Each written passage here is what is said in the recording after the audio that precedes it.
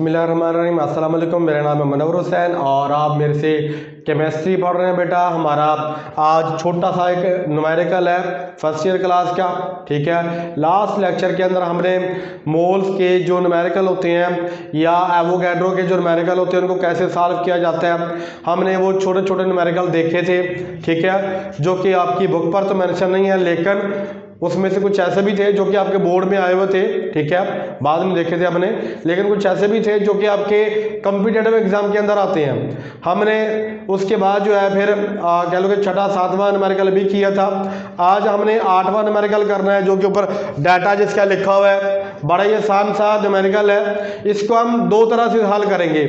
एक हल करेंगे जो तरीकाकार मैंने आपको समझाया था, जो कि आप कहीं पर भी कोई भी डाटा दिया हो आपको, ठीक है, आप उसकी मदद से मोल वाला या एवोगैड्रो से मुताल्लिका कोई भी क्वेश्चन हो उसको हल कर सकते हैं, ठीक है। उस मेथोडोलॉजी के जरिए से पहले हम हल करेंगे, उसके बाद फिर हम आपकी बुक को फॉलो करेंगे और बुक वाले ने जिस तरह आपको अबारते लिख कर समझाया होता है कि आपने कैसे जो है वो तमहीद बांधनी है और कैसे हल करना है, वो तरीकाकार भी मैं आपको समझाऊंगा, ठीक है। लेकिन हम सबसे पहले आपका जो न्यूमेरिकल है उसको समझ लेते हैं, ठीक है, फिर आपको जो जो उसके अंदर बातें पूछी गई हैं वो बता देते हैं और उसका हल भी, ठीक है बेटा।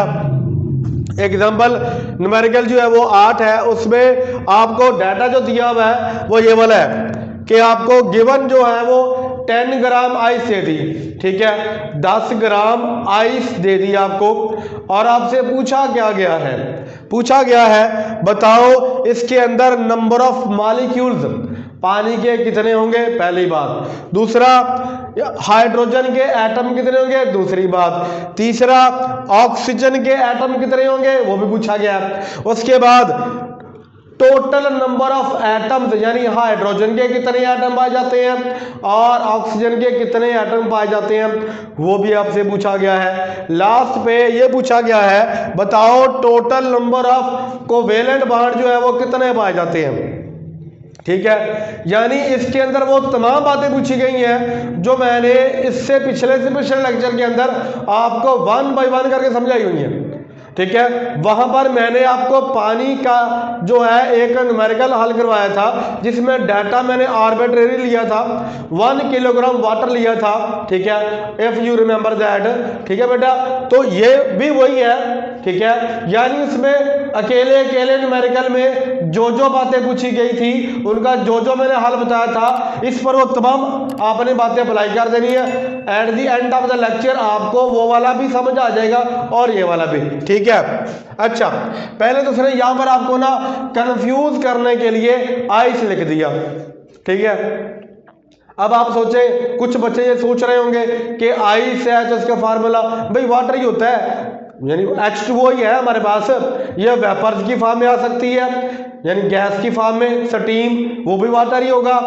आइस की फॉर्म में सॉलिड है, वो भी वाटर ही है, H2O फार्मूला होगा, और लिक्विड की फॉर्म में इसका फार्मूला भी H2O ही होता है, ठीक है। हुआ सिर्फ ये है कि सॉलिड, लिक्विड और गैस ये फिजिकल स्टेट है वाटर की, ठीक है। यहां पर उसने वाटर की जो सॉलिड फिजिकल स्टेट है उसको लिख दिया, ठीक है। यानी आइस आपके पास जो है वो 10 ग्राम है, ठीक है।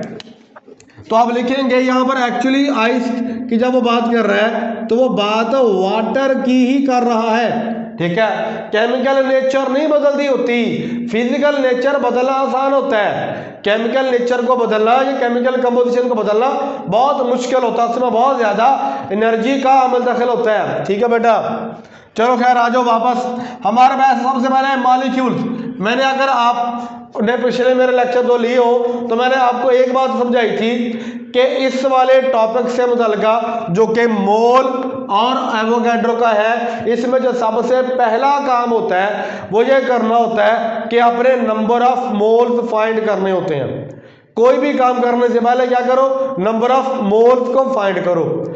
जब नंबर ऑफ मोल्स को फाइंड कर लोगे उसके बाद फिर आपने क्या करना होता है बेटा जी, उसके बाद आपने मॉलिक्यूल्स या पार्टिकल्स को फाइंड करना होता है। उसने आपसे ये तो नहीं पूछा कि मुझे बेटा नंबर ऑफ मोल्स बताओ, लेकिन उसने दूसरी बात पूछ ली है, और वो क्या है, number of molecules of water present in 10 gram of water या आइस, वो बता दो। तो कह लो सीधी सी बात है, आपके पास नंबर ऑफ मोल्स होंगे तो ये वाला सारा डाटा आप निकाल सकते हैं। ठीक है बेटा, तो हमें पता ही है नंबर ऑफ मोल्स जो होते हैं उसका निकालने का फार्मूला ठीक आएगा, मास इन ग्राम्स ऑफ, यहां पर बेशक आइस लिख ले, ठीक है, या आप वाटर लिख ले तो भी आपका ठीक होगा, मास इन ग्राम ऑफ वाटर या आइस। ठीक है, और नीचे बेटा क्या आएगा इसका, मोलर मास, ठीक है, इन ग्राम्स, ठीक है, ऑफ वाटर, ये आ जाएगा हमारे पास। समझ आया बेटा, ये इसका फार्मूला होता है, ये अब तक आपको याद हो चुका होगा, हमने इसको बहुत मर्तबा किया है हल, यस आप कह लो कि निकाला भी है। अच्छा, आइस कितनी है बेटा, 10 ग्राम है, ठीक है, और आपको मोलर मास वाटर का तो पता ही होगा 18 होता है, ठीक है, ग्राम पर मोल, ग्राम से ग्राम कैंसिल हो जाएगा, मोलों पर जाकर प्लस का हो जाएगा।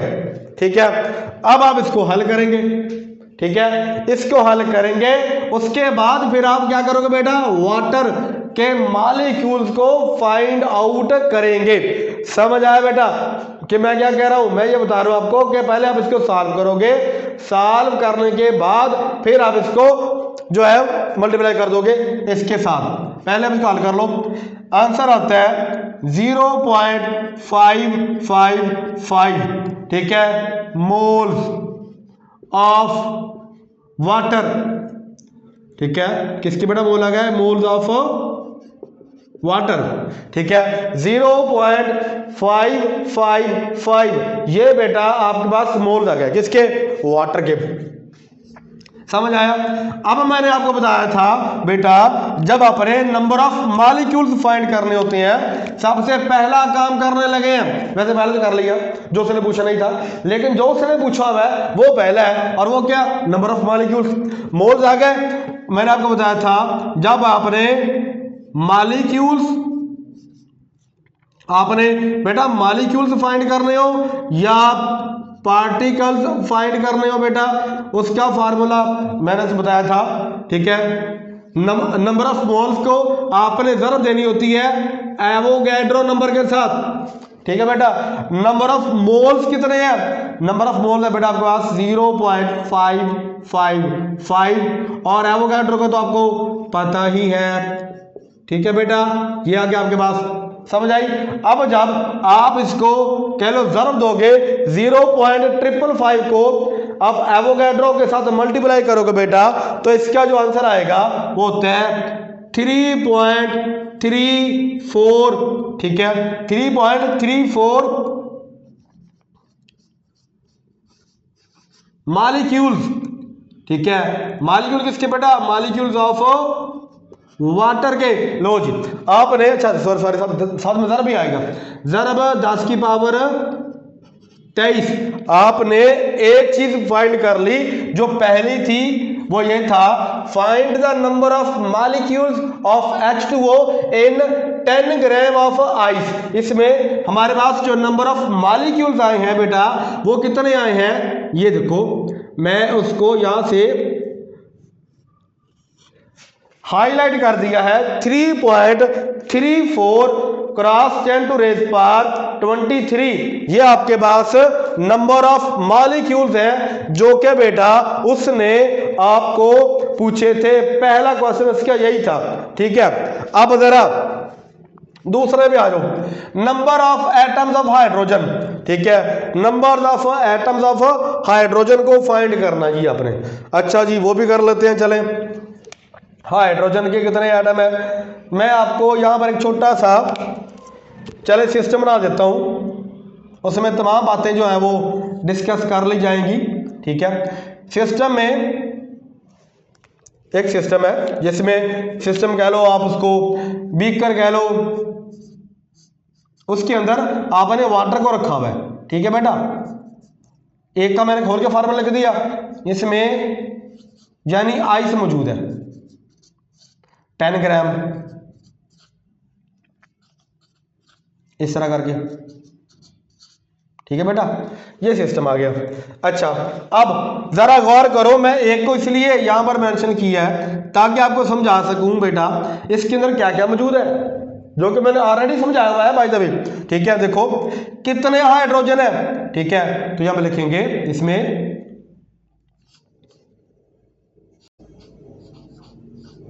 2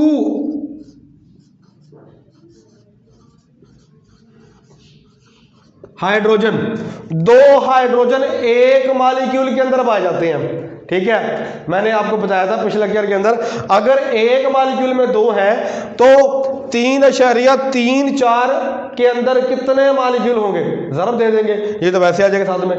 ठीक है, तो करें जरा, फिर देखो एक मॉलिक्यूल के अंदर 2 हाइड्रोजन है। ठीक है, एक मॉलिक्यूल में 2 हाइड्रोजन है। अब जरा 3.34, ठीक है, जरब 10⁻23 जरब 2 करो, बताओ इसका आंसर क्या आएगा। ये ज़बानी कर लेंगे आप लोग, कैसे देखो ना, इसको छोड़ दो, ये 10 की पावर वाला इस साइड पे कर दो, बाकी को मल्टीप्लाई करो, 3 2 पर 6, ठीक है, 3 2 पर 6 पॉइंट आ जाएगा, और 4 2 पर 8, ठीक है, जरब 10 की पावर 23। लो जी, दूसरे का आंसर भी आ गया, दूसरा आंसर भी आपने दे दिया। ठीक है बेटा, दूसरा आंसर भी आपने दे दिया, और वो क्या था, देखो number of atoms of hydrogen present in 10 gram of ice. ये मैंने एक वो वाला 10 ग्राम वाला आइस का कल एक कंटेनर ले लिया। ठीक है, उसमें मैंने पानी का एक मॉलिक्यूल स्टडी किया, उस मॉलिक्यूल में मैंने देखा एक मॉलिक्यूल में 2 हाइड्रोजन है, मैंने मॉलिक्यूल्स टोटल निकाल लिए थे, 10 ग्राम आइस के अंदर इतने टोटल वाटर के मॉलिक्यूल्स थे, एक मॉलिक्यूल में 2 हाइड्रोजन थे, मैं मल्टीप्लाई कर दूंगा, जवाब क्या आ जाएगा 6.68 क्रॉस 10⁻23। ठीक है, यहां पर लिख रहे हमेशा, ये क्या आएगा बेटा आपका answer, that is your number of hydrogen, number of hydrogen. अगर अकेला H लिखेंगे तो ब्रैकेट में लिखेंगे, नहीं तो H2 की फॉर्म में लिखेंगे, समझ आया। अकेला H होगा तो बेटा क्योंकि ये एटॉमिक फॉर्म में नहीं पाया जाता है ना, ठीक है, तो फिर जो है हमारे पास ये दूसरी फॉर्म में पाया जाएगा, समझ आया। अब आगे आ जाओ, अगला सवाल हमारे पास कौन सा है, अगला सवाल देखिए, number of atoms of oxygen, कितने एटम जो है वो ऑक्सीजन के पाए जाते हैं। देखो जरा इसी को देख लो फिर। ठीक है, पहले उन्होंने क्या फाइंड किया था बेटा, हाइड्रोजन कितने हैं, 2 थे। अब जरा गौर करो कितने एक मॉलिक्यूल के अंदर ऑक्सीजन है, तो जवाब आएगा number of oxygen is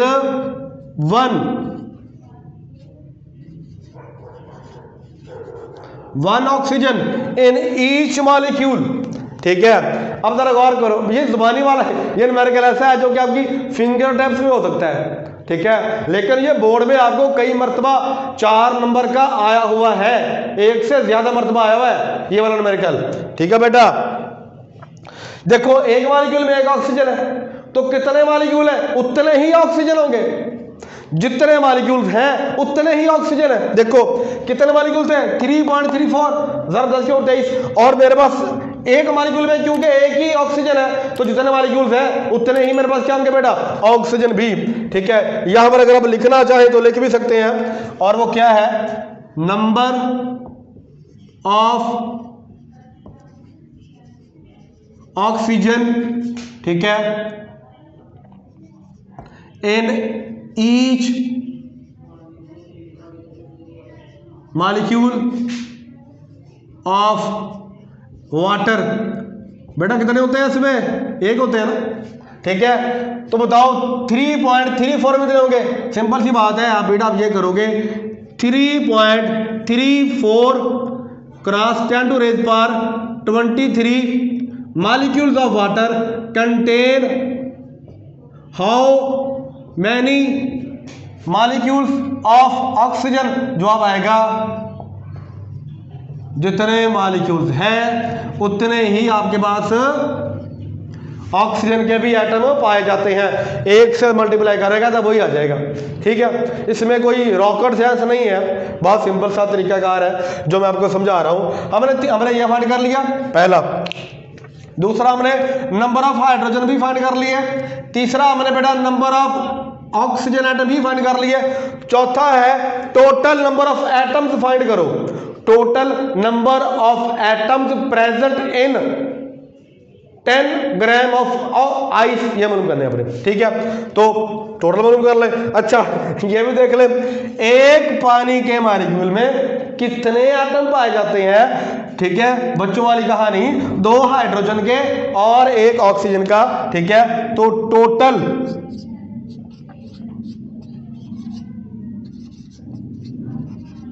atom बेटा कितने आएंगे? 3। Total atom present in 1 molecule of water is 3, ठीक है बेटा। तो मैं यहां पे क्या लिखूंगा? यहां से लिखूंगा total number of atoms in each molecule of water is 3 आ गए। तो बताओ अगर मेरे पास एक मॉलिक्यूल है उसके अंदर 3 है, अगर मेरे पास 3.34 ज़रब 10 की पावर 23 मॉलिक्यूल है उसके अंदर कितने होंगे? जरा दे दो। 3.34 ज़रब 10 की पावर 23, ठीक है। मॉलिक्यूल्स ऑफ वाटर कंटेन कितने मॉलिक्यूल्स, ठीक है, कितने एटम्स, ठीक है। वो देख रहे हैं हमने, इसको 3 से मल्टीप्लाई कर दो, ठीक है। अच्छा ये भी, इसको छोड़ दो, ये वाले को, इसको यहां पर चुप कर इधर दे लो, ये इधर आ गए, चलो जी। 3 को इससे मल्टीप्लाई करो, 3 4 बार 12, 2 आ गया, ठीक है। और 3 3 बार 9, एक आया था इधर तो 10 बना। अच्छा हरिया आया, इधर आया 9 और 1 10, ये बना, ठीक है। लो जी 10.02 ज़रब 10 की power 23 total number of atoms present in 10 gram of ice. समझ आया? ये वाला भी हल हो गया। टोटल नंबर ऑफ एटम्स वाला भी आपने यहां से मुद्दा हल कर दिया, ठीक है बेटा, ये भी चला गया। अब क्या आया? Total number of covalent bond बताओ, ठीक है। आ जाओ फिर ये भी देख लो। वैसे इसका आंसर भी है, इसका आंसर भी निकाल लिया, देखना कैसे, गौर से देखो। एक मॉलिक्यूल है वाटर का, ठीक है, एक मॉलिक्यूल वाटर का है, इसमें कितने बॉन्ड है? एक ये वाला और एक ये वाला, ठीक है। तो यहां पर लिखेंगे ना बॉन्ड 2 आ गए, ठीक है। एक वाटर के मॉलिक्यूल में 2 कोवेलेंट बॉन्ड पाए जाते हैं। तो यहां पर बेशक कहानी वो बना के भी लिख लें, क्या बोला कि total number of covalent bonds present कह लो या वैसे कह लो, present in each molecule of water. तो टोटल कितने बॉन्ड्स पाए जाते हैं? बाय द वे जवाब आता है 2 बॉन्ड्स है, ठीक है। एक मॉलिक्यूल का एक मॉलिक्यूल जो है पानी का, उसमें 2 बॉन्ड पाए जाते हैं जिसकी नेचर कोवेलेंट होती है, ठीक है, पोलर वाले, ठीक है। अब अगर मेरे पास 3.34 ज़रब 10 की पावर 23 मॉलिक्यूल्स हैं तो बताओ उसके अंदर टोटल कितने बॉन्ड हो गए? बहुत रॉकेट साइंस नहीं है, ज़रब दे दे इसको भी, ठीक है। यानी अगर मेरे पास 3.34 ज़रब 10 की पावर 23 ज़रब 2 आ गया। तो मैंने बताया था इसका आंसर मैंने पहले निकाला होता। कैसे, कहां पर, यहां पर देखो, बॉन्ड भी 2 है, हाइड्रोजन एटम भी तो 2 ही थे। In each water molecule contain 2 hydrogen as well as 2 covalent bond. तो जो जवाब ये आया था वही जवाब यहां पर भी आएगा। ठीक है, जवाब आएगा बेटा इसका, क्या जवाब आएगा, मैं यहां पर ये वाला एक आंसर था। ठीक है, अब यहां पर जो आंसर आएगा वो ये होगा बेटा 6.68 क्रॉस 10⁻23।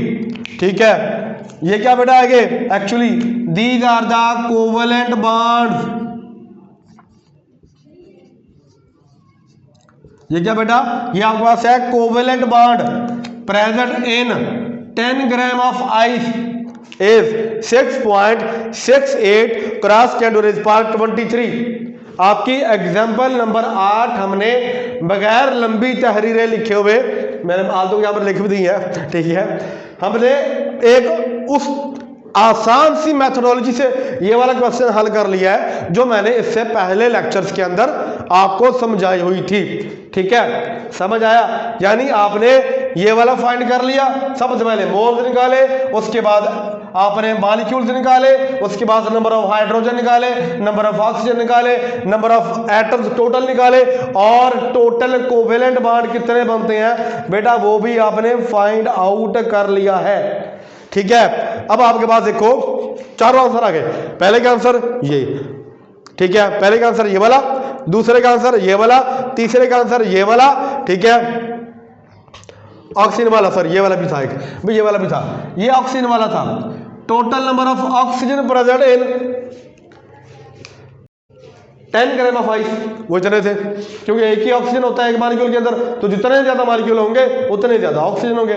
ठीक है, हाइड्रोजन को डबल लिख देना आपने, बॉन्ड को भी डबल लिख देना आपने, टोटल एटमों को ट्रिपल बना देना आपने, इतनी सी बात है।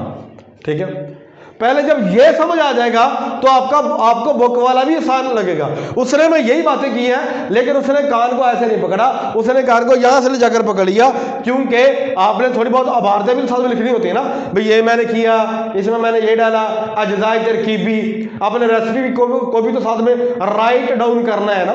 ठीक है, तो इसलिए मैं आपको अब वो वाला जो है यहां पर लिख देता हूं जो आपको न्यूमेरिकल आपके बुक वाले ने किया हुआ है, आपको बुक वाला भी समझ आ जाए। ठीक है, वैसे लिखने की जरूरत नहीं है क्योंकि ऑलरेडी आपको मैंने करवा दी है। अब बुक वाला भी आपको काफी आसान लगेगा, उसमें जस्ट अबारते हैं और कुछ नहीं है, सारी कैलकुलेशन यही है।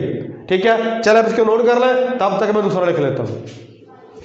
हाँ जी बेटा, हमने न्यूमेरिकल जो है सॉल्व कर लिया है। बाय द वे, अब आपकी जो बुक है उसके मुताबिक जैसे उसने आपको सॉल्व करके दिया हुआ न्यूमेरिकल है, मैंने वैसे लिख दी है, इसमें कुछ नई बात नहीं है। बस उसने ये जो हेडिंग्स हैं ये साथ में मेंशन की हुई हैं, उसने जाकर एंड पर दोनों को जमा कर लिया, मैंने पहले कर लिया था।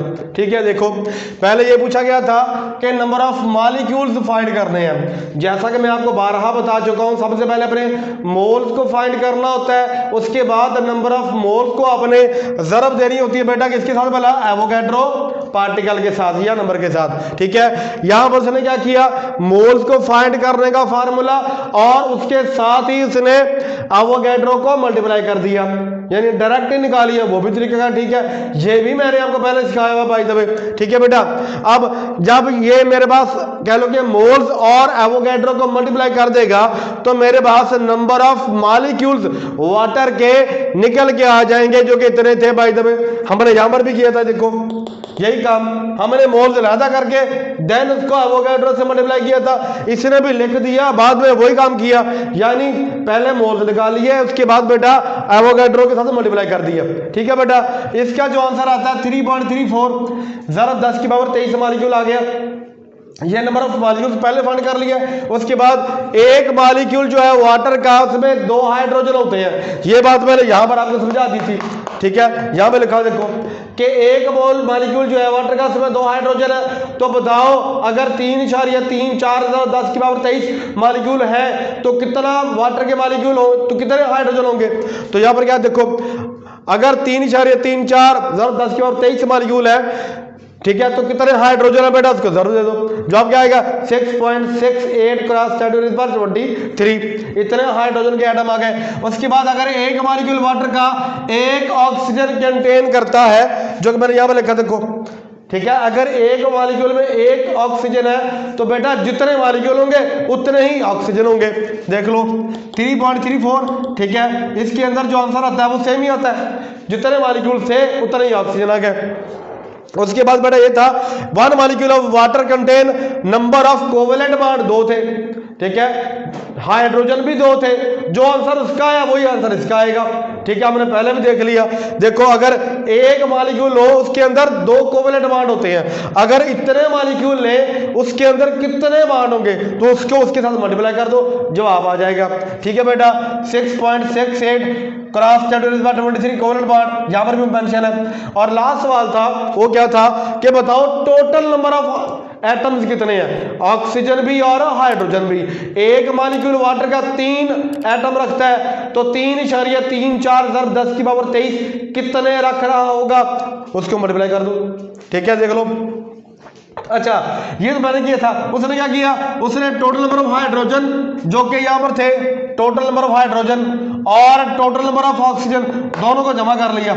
ये टोटल नंबर ऑफ हाइड्रोजन है, ये टोटल नंबर ऑफ ऑक्सीजन है, तो भी जवाब वही आया।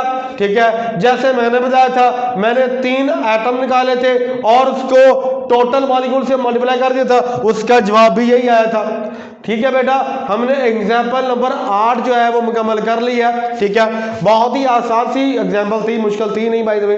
ठीक है, मैंने 2 डिफरेंट मेथड्स के जरिए से आपको बताया है कि आपने जो इसको हल करना है। ठीक है बेटा, यहाँ तक कोई भी परेशानी दिक्कत हो में तो मेरे से लाजमी पूछिएगा। तब तक अपना बहुत सारा ख्याल रखिएगा, दुआ में याद रखिएगा। अल्लाह हाफिज।